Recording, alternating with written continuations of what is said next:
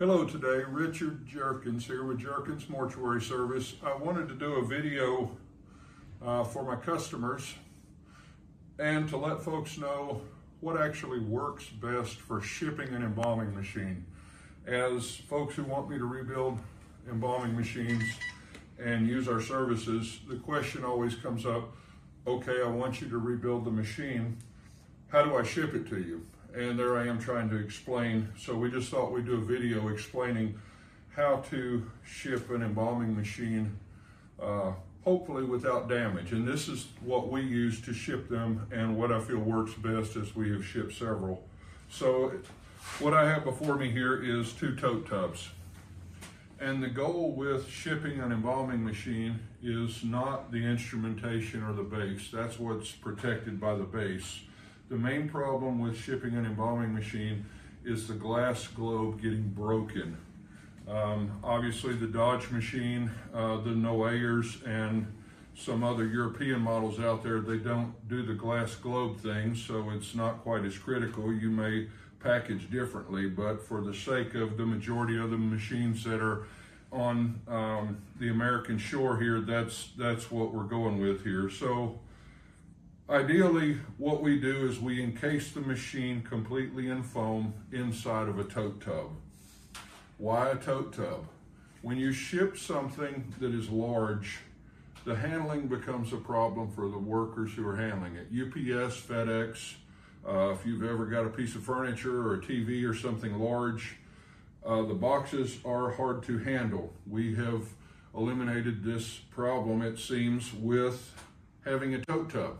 It has more or less a built-in handle, it's easy to carry, and when you give the people who are handling the package something to hold it with, they don't seem to tear it up as much.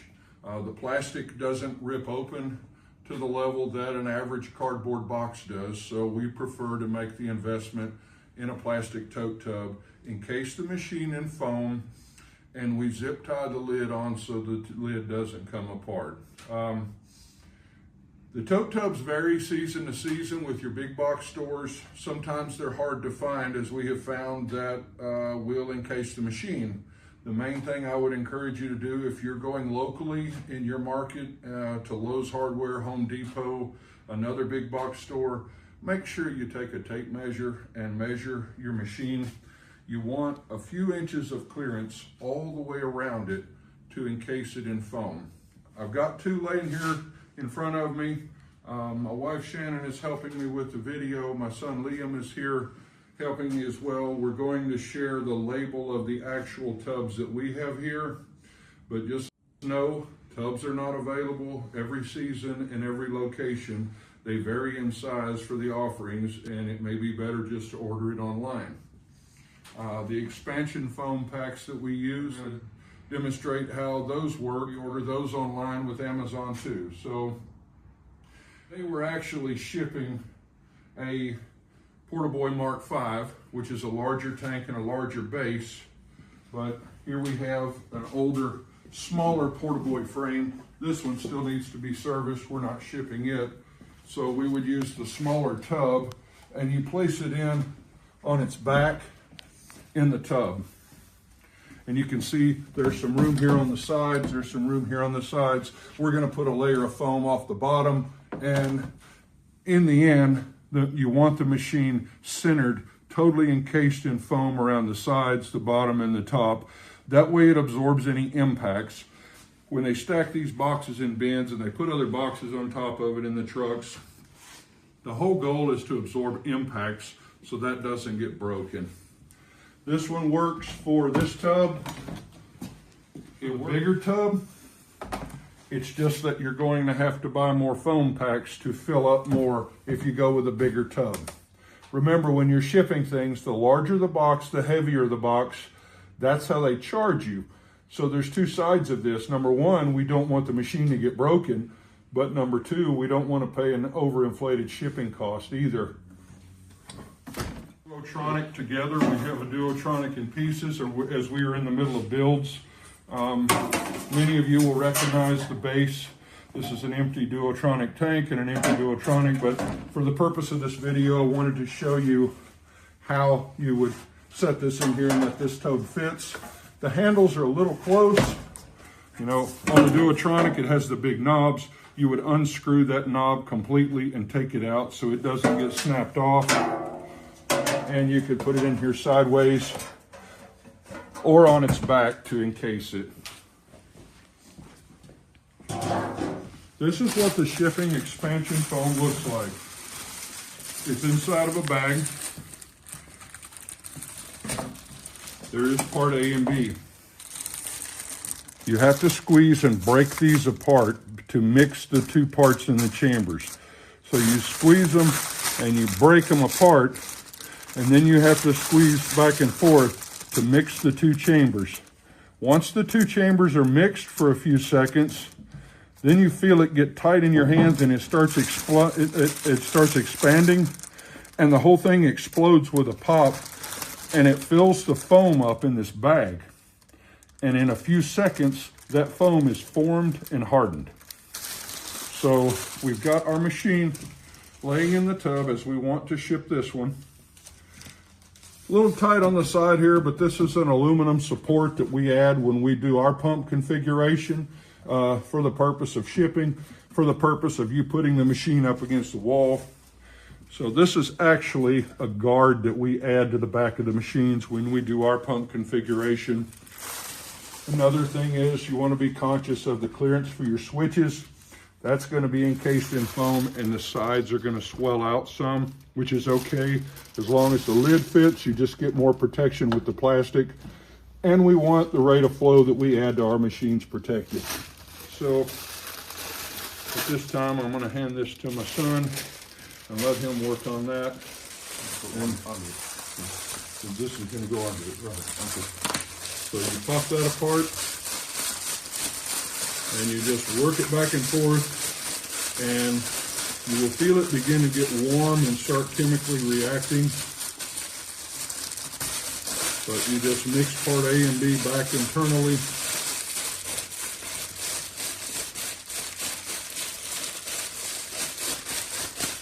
Takes a few seconds. It'll start swelling up like a hot dog, then it's over. It pops, and it will begin to expand, and at that point, you hold the machine where you want it to be supported, because this stuff expands like a marshmallow, and then in a few seconds it hardens, and the size of this bag is the maximum that this material will expand. If you get this product and it's leaking, don't use that one. Parts A and B have to be the same. And at this point here, it is now expanded and set up. And you can see that it is conformed. Show it here. It's conformed to the side. And we've used the power cord on this one to pad up the hose barb fitting a little bit. So that's it. You then keep doing this process, and you fill all of these voids to totally encase the machine in foam. Once the pack is finished expanding, you can take a razor knife and cut the air pocket out of it. When you do that, that lets the next foam, the next foam pack totally expand all the way up to it.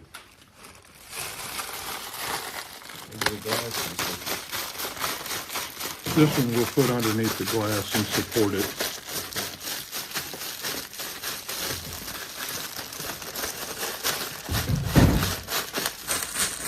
These foam packs are pretty cool.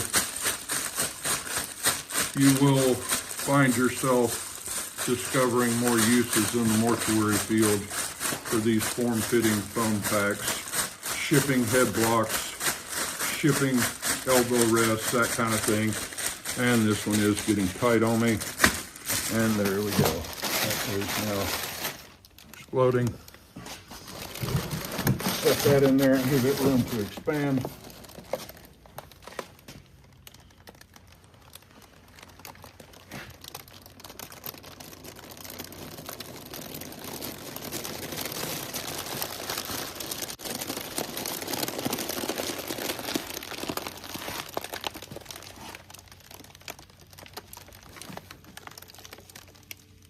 One conforms to the other, and that makes up the bottom of the shipping container to protect the machine. The more thoroughly you mix these chambers, the faster you work it back and forth. The more you work it back and forth, it mixes better. The better it mixes, the more foam you get. So once you pop it loose,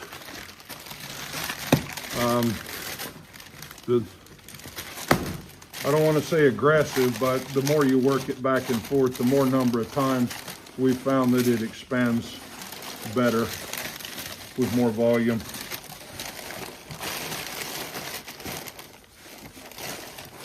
You'll get a feel for it. It's pretty unique.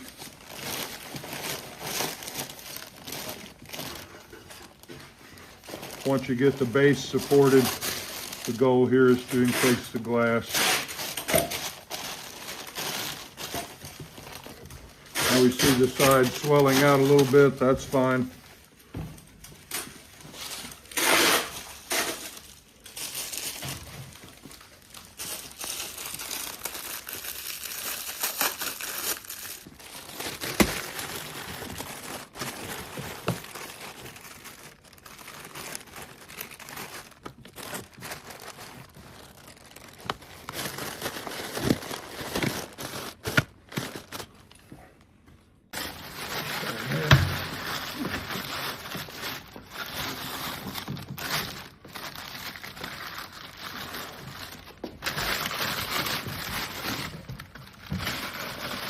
Swell that out so good.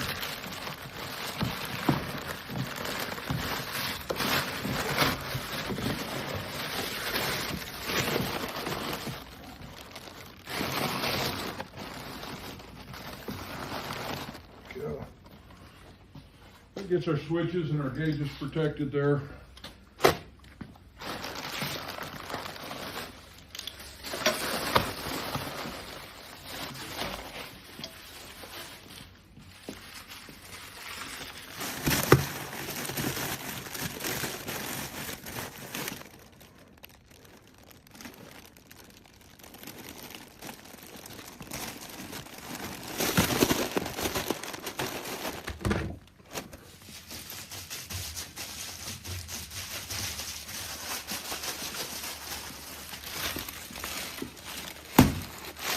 This point we got the bottom and the sides, and you want to try to close it up while it expands so it form fits on the top. Keep in mind the shippers put boxes on top, and this is going to encase the glass. You just don't want it to swell so much that you can't get the lid on it. That's why you can see the lid expanding.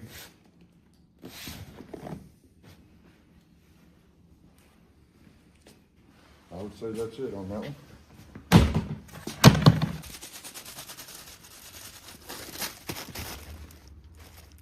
There we go.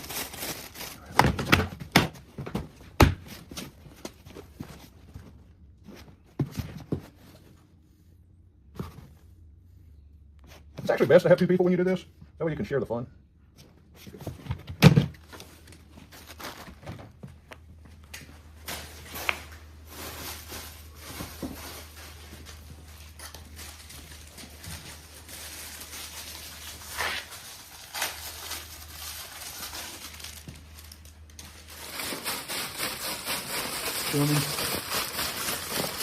For this one, we're mixing two at one time. One's going to go on the base of the machine, one's going to go against the wall. And we're going to put our lid in between, and that way it'll get padded up and it'll kind of help us with filling up some of this void here. That'll protect the pump and the wiring as well.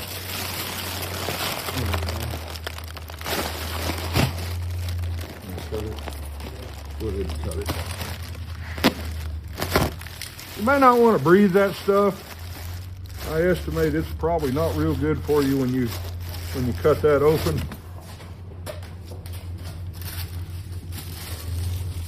I'm sure there's a, and this will be the last one, a smaller one here. We'll fill up this area by the handle with it.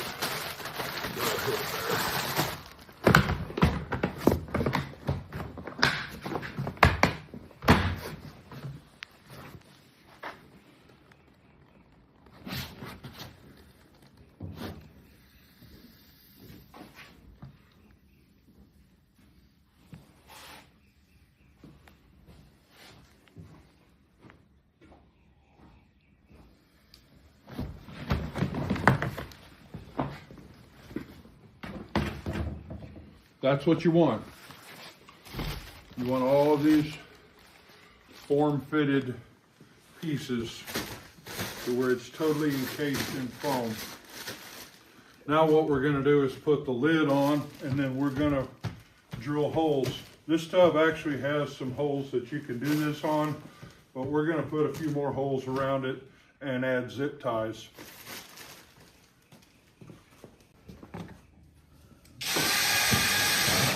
At this point, we drill 2 holes purposely by the handle. That way when we run our zip tie around it, and depending on what tote tub you get, it may or may not have latch handles. Make sure you look and make sure, because this is where they grab, and you don't want them grabbing it and it cutting their hands. That kind of makes who's ever handling the box a little irritated, and they usually wind up taking it out on the package, which is what we don't want. So just be cautious that this is going completely through, and you drill some holes around the perimeter. Make sure you're in both places on the lip and not drilling the hole inside the box. We use a 1/4-inch bit and an average heavy-duty size zip tie. Some zip ties that are out there on the market are junk. You put a little tension on them and they snap. Just make sure you use a good quality zip tie there, because it does need to hold up. It does need to make it. It doesn't need to pop and come loose.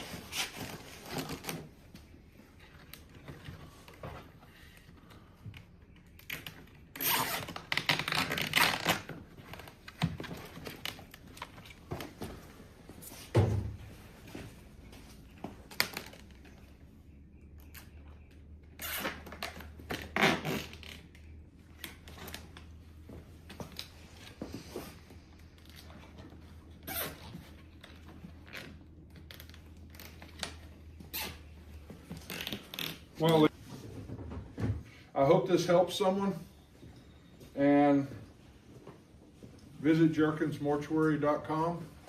Please keep us in mind in the future. Right now, our turnaround time to take your machine and do a total rebuild on it, we're trying to keep it under 2 weeks.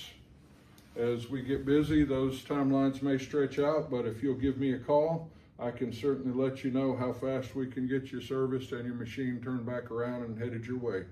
Thank you for watching the video. I look forward to earning your trust.